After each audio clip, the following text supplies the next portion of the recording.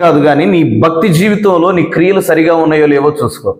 ఎప్పుడు ఎదుటివాని మీద పడి ఆడవటమో, కోపట్టమో, అసహించుకోవటమో, చిరాకు పట్టమో, ఏదో రకంగా ఇతరులను ఇబ్బంది పెట్టడమో, ఎదుటివాని సొమ్ము కోసం ఆరాటపడి ఆశపడి అత్యాశతో వారందరినీ పాడు చేయటానికి సిద్ధమవటమో, లేని మాటలు పుట్టించటమో, నిందలు వేయటమో, అపనిందలు వేసి ఆ జీవితాలను పాడు చేయటమో, కన్నీటిమయం చేయటమో చేస్తూ ఉన్నావా?